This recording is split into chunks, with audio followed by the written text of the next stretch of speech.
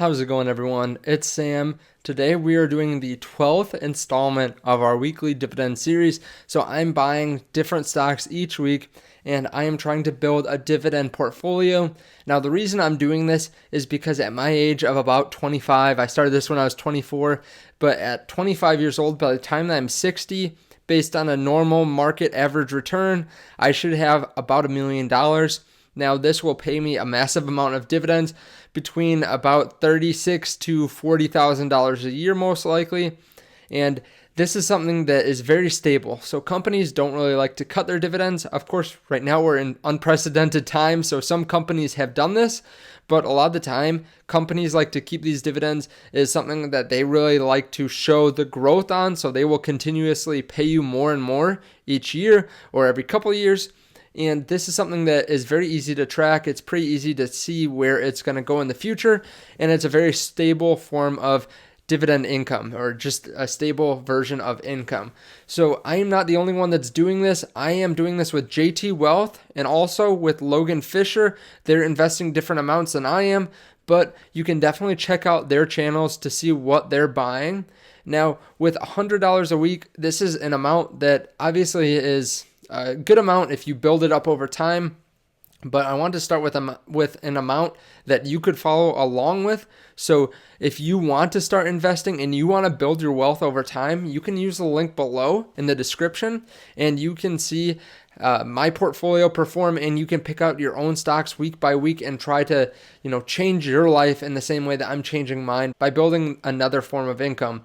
Now, we're going to talk about the stocks I'm buying, but then at the end, we're going to talk about how to buy dividend companies when there's a dip. What do you look for? What is my thought process when I'm buying a dividend company when it's dipping? So let's get into it, starting with what I bought this week. So you can see my portfolio is still up a little bit overall on the long-term gains.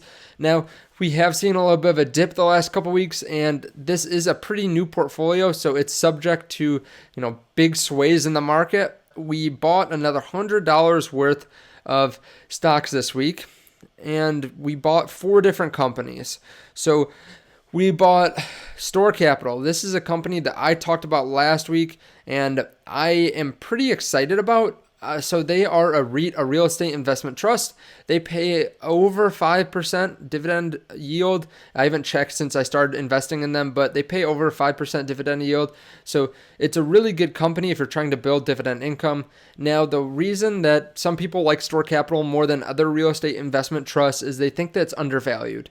The reason that they think that is because something like Store Capital, as opposed to Realty Income, which is a similar type of company, Store Capital has lower graded tenants. So what does this mean? This means that they aren't the Menards or the Home Depots of the world that are renting out their stores. They are the mom and pop shops. They're the regional chains. They're companies that maybe you haven't heard of unless you've actually been in the area. But the thing is, with these larger chains, they won't release the information from a specific location, so they won't say how much the store is making. So if you're a real estate owner and you are buying this property and then you're renting it out to Menards, they often won't tell you what that Menards store is making. So if you've put in a lot of work and effort to make this an up and running real estate property for Menards, and then this company or this location is making no money, you're kind of screwed. If they go out of business, you have to find out some other person to rent this property to, and it can be a big problem. But with those mom and pop shops, Store Capital is really able to tell how well each individual location is doing and how well the companies are doing in each location. And they're also able to get a little bit higher rent too. So they're able to capitalize on just the safety and the overall return. Now with Realty Income, they are a company that has provided great return over a long time. They're a monthly dividend paying company. I wanted to raise my dividends, so I also picked some Realty Income. With Foot Locker, they are a stock that I think is still undervalued. They were significantly more expensive back before the pandemic, and they're still down a little bit. They have brought back their dividend, so they cut it out completely, but they had really good earnings last quarter with their online sales, and they've been able to perform surprisingly well through the pandemic. The other stock is Disney, and I've talked about them a lot in this series, but they have grown a great streaming service. that is about 60 million subscriptions as of last quarter, and they are going to make a lot of money from this when they bring back their parks and people can really go to them full time, and they're getting back a lot of the money that they are losing right now. And then also when they start being able to produce more movies, they are going to make a lot of money. I think that they're really a good company to invest in over the long term, and they're a household name that a lot of people love.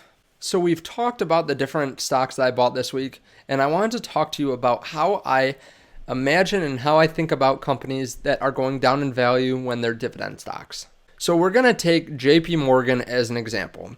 So JP Morgan Chase is a company that I own in my dividend investing portfolio. It is a company that pays regular dividends quarterly. They pay $3.60. They typically raise this every once in a while, but they pay $3.60. A while ago, they were a $100 stock. So they paid a dividend yield, so the annual dividend divided by the share price of 3.6 at that time. Now they are down to about a $94 stock, $94. So if you take that same payout, $3.60, and divide it by 94, you get about 3.82%.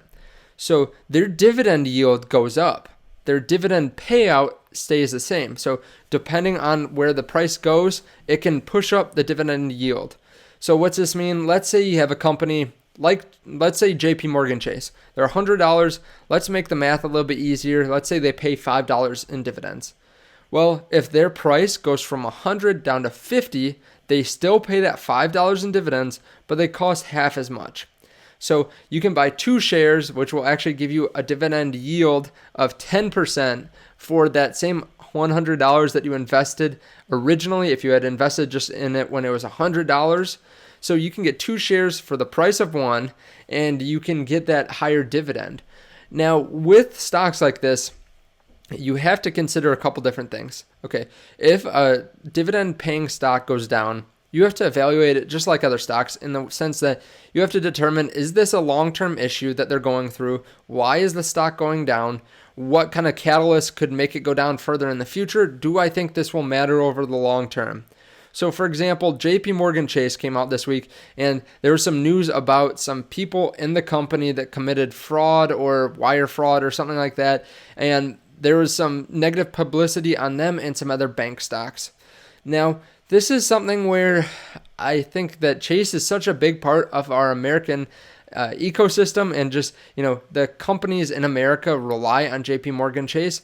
Maybe they get hit with a fine or something like that. The employees are obviously going to get fired, but over the long term, in 3 or 4 years, I don't think we're going to remember this. I don't think it will be important. And the stock price dropped down a couple percent this week. So in the long-term scheme of things, if I can pick up JP Morgan Chase for $94 when it was worth $100, and it just jumped down for something stupid in the short term, and then it jumps back up, I can lock in a lower share price, which increases my dividend yield. So this is a really good way of increasing your dividends. Of course, you have to weigh it. So when we had the pandemic hit, a lot of stocks dipped dramatically, and I ended up buying a significant amount of dividend stocks because of that high dividend yield. I was seeing 6, 7, 8% dividend yields. And when you see that, you have to take caution a little bit, because a lot of the time this will happen, and it happened in the pandemic where it went down because they expected really terrible profits and terrible earnings. And a lot of these companies had terrible earnings and terrible profits, but if it's just for a quarter or two, it's not going to matter over the long term. So of course, I'm not a financial advisor. I'm not a stock analyst. Do your own research on this. But really, there are 2 significant ways to increase your dividend yield. And one is one that you can control, which is, invest when the stock dips, so you get a higher dividend yield. And the other one is to invest and then have the company raise their dividend. So you can see here over the last 5 years, they've increased about 16.17% a year. And you can see the dividend growth. If you take a look at these companies, you can see under dividend growth, or whatever it's labeled on the website that you're looking at, you can see it raised over time. Hopefully this is something where, as the company continues to grow and earn more, they pay out their shareholders more and more. So thank you guys so much for watching. I appreciate it. Thank you for hitting the like button and hitting subscribe if you haven't hit subscribe. Let me know what stocks you're buying this week in the comments below. And if you do want to start your investing journey, you can check out my link to M1 Finance below. They are by far my favorite investing app. And I talk about them on the channel a lot because they are where I have the majority of my money. If you guys have any questions about M1 Finance, feel free to let me know in the comments. I appreciate it, and I will see you in next week's video. But I am going to be doing videos daily. So thank you guys, and I will see you tomorrow. Bye.